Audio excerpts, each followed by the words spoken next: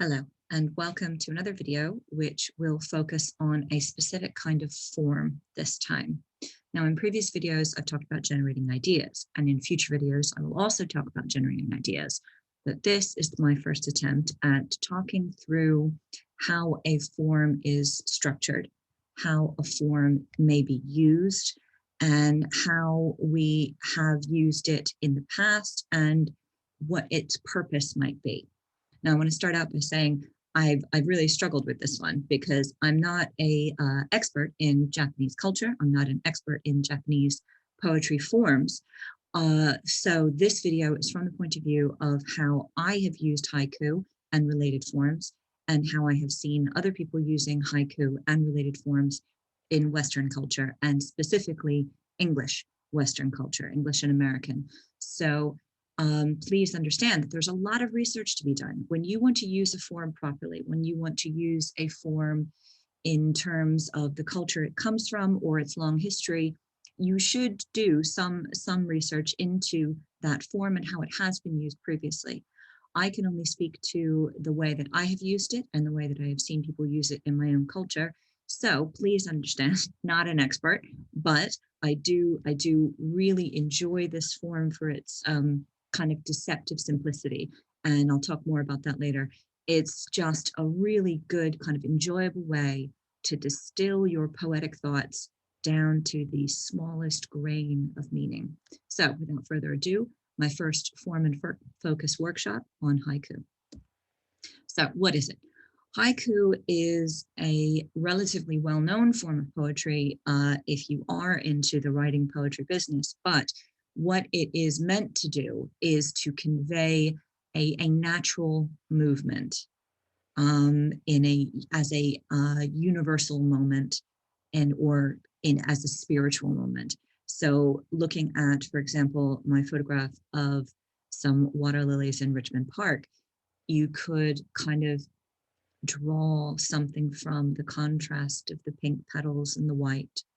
You could draw something from the leaves and the water.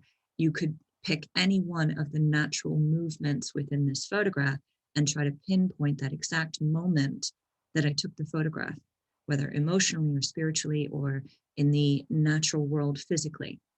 So the pattern of a haiku to capture this moment in the same way a photograph does is with 3 separate lines that in English are 17 syllables total, in the pattern of 5 syllables, 7 syllables, 5 syllables, so that you can take that maximum number of syllables, not words, you understand, but the beats in a word, syllables, and reduce that moment down to its most essential elements. So you lose all of the ands, buts, and connectives and articles, and you draw it down to only what is absolutely necessary to linguistically capture that one moment. Now, one of the reasons why I said it was deceptive in its simplicity is because it is profound and simple all at once. 17 syllables is the maximum, but you can use less if you can capture it still. So the idea is to capture or convey a single moment, a single experience, or a single movement with intensity. So you're drawing on the core of it, the most essential element of what makes it what it is, and universal and timeless. Flashes of timelessness is what you're aiming for if you're using the haiku form. Because it is so simple, because it is so reduced in syllables and word count, because it is so confined, not by rhyme or even by rhythm to some extent, but by just how much room you have to capture it. So in a lot of ways, it reflects how much can we cram into a second? How much can we cram into a moment? And we all know that moments can last forever or seem like they went by so quickly that they never really existed. So that is what the deceptive simplicity of using the haiku form and some of its related forms is, because you have to really kind of dig deep into what that moment is. Now, in previous videos, I've talked about generating ideas from photographs. This is particularly useful when thinking about haiku, because in haiku, you are doing the exact same moment as a photograph. So you might want to blend those two together, generating ideas using a photograph, and try using the haiku form, because it does the same thing. They serve the same purpose, capturing that one intense moment as timeless. It is a very old form and also a very young form, because it has come from a rich culture, a historically rich culture that has been around for far, far, far longer than most of our Western cultures. So it was a short form of Japanese poetry that is based on these 17 on phonemes, which is different than the Western version of syllables for English. It is still in the 575 pattern, but it wasn't recognized as an independent form until like the 19th, 20th century. It existed, it was happening, and there were many, many famous poets who were using it before it was recognized as an independent, separate form, but it wasn't recognized in isolation as a form until the 19th, 20th century. Here is some of the history of it. And obviously, if you want to have a little bit more research, have a little bit more look at the history of haiku or the history of its development, I would recommend that you pause the video so that you can have a look and note down the authors here, kind of go through a rundown of who used it, when did they use it, how popular was it, all of the different things that you can do if you want to become more of an expert in the culture surrounding the form. So you can see here, long before it was a separate recognized form, it was being used in the 1600s, in the 1700s, and all the way through. The first known Westerner to use the form was in the late 17, early 1800s. And Ezra Pound was the first one that we know of to use it in English and change into the 17 syllable form for English as opposed to the 17 phoneme form for Japanese. American interest picked up with a lot of the avant-garde kind of beat poets. The beat poetry really kind of lent itself to this sort of spiritual definition, this kind of isolated moment. So there was a lot of interest in the Americans and American poets in the 1950s. And you can see there are a lot of those poets on the list there of people who fell in love with haiku and wrote quite a lot of them. Poets like Auden Kerouac, Ginsberg, Collins, E. Cummings, and as previously stated, Ezra Pound.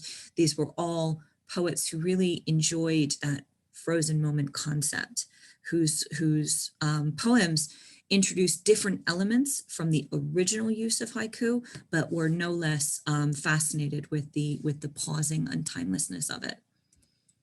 So a related form to haiku that is somewhat older, but also of similar structure in a way, was something called Renga. And Renga was a collaborative poem. So groups of poets, sometimes, many, many poets would collaborate to form a longer poem, and the opening 3 lines, the introduction, as it were, was known as hoku, which is very, very similar and later developed into what we know of as haiku. So Renga has multiple poets writing sections of the poem. So one poet would write the first 3 lines, the hoku, the beginning, and then there would be 2 lines that were 7 phonemes or 7 syllables each, that were the transition written by a second poet. And then they would cycle through, taking turns writing 3 lines, 2 lines, 3 lines, 2 lines, until they reach the end of the collaborative poem. Now, most often, these poems stopped around 36 lines and were known as something as a keizen. However, they could go on for hundreds of lines. It would depend on how many poets were participating and how frequently they went through the tercet couplet cycle of trading lines and writing connecting lines for each other.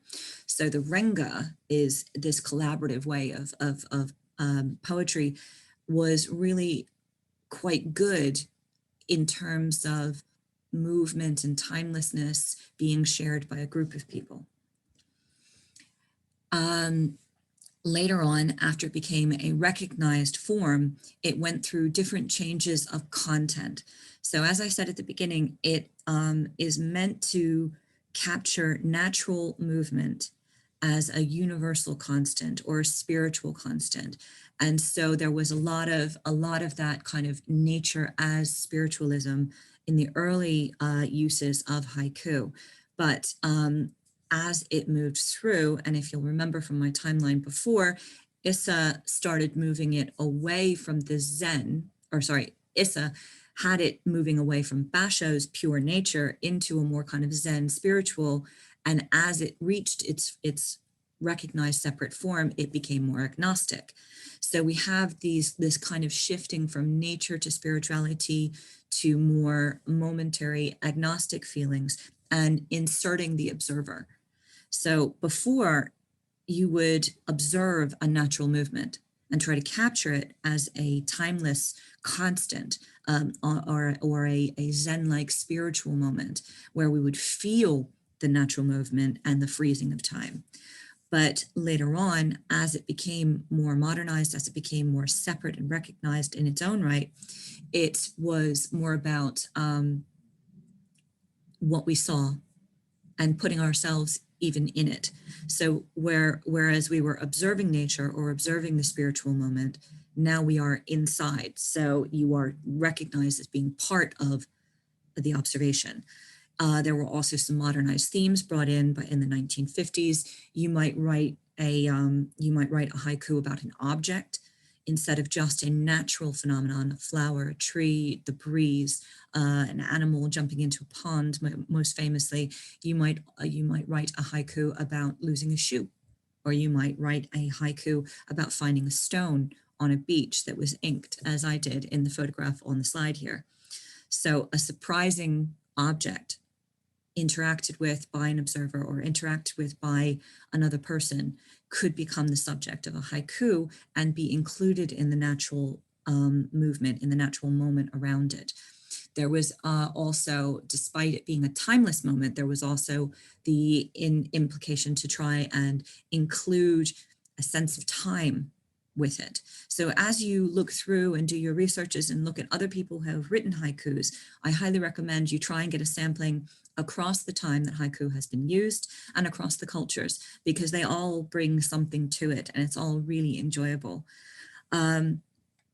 You can, anytime you want to freeze a moment when you're out, you take a photograph, do the same thing with your words and your emotions, and you'll kind of get to the heart of what the purpose of using haiku is for. So there are other variations and combinations that can include haiku or include the haiku structure as part of them. One of the ones that I'm using on a future project of my own is one called Tanka. Now, Tanka is similar in structure to Renga, only it's not collaborative. So we have linked poems that are short, but can be connected, can be extended. I'm certainly using them as a form for an extended and epic poem about my visit to Rome. But this became a dominant form of poetry. The Tanka became a dominant form of poetry in the 9th and 10th century Japan. So defining it as a short poem as opposed to the long poem kind of has been around much longer than the haiku was as a separated form, but it was revived as a main form of poetry for Japan by Shiki, who modernized the form of haiku as we know it now. So these different related forms can be used, can go through cycles of use, and be revived by parts of the culture that want to look into the past and bring it back, much like we do with our own Western forms of poetry. And so this kind of worldwide use of haiku, of frozen moments, is really powerful, I think. And I hope that you will use some of my previous ideas about generating ideas and the information from this particular video to try out haiku. It's a nice, easy one to start with in terms of simplicity and rules to follow. And the more challenging you get with it, the more depth it seems to have. So that deceptive simplicity is coming back into play. It seems easy to only write 17 lines and have it be a poem. or 17 syllables and have it be a poem in 3 lines. But at the same time, the more you practice it, the better you get at it, the closer you try to get into the depth of the poem, the more dramatic it will be. So I hope that you've enjoyed this short video, and I hope to see you next time. I will be doing some more forms and some more generating ideas videos in future. Thank you.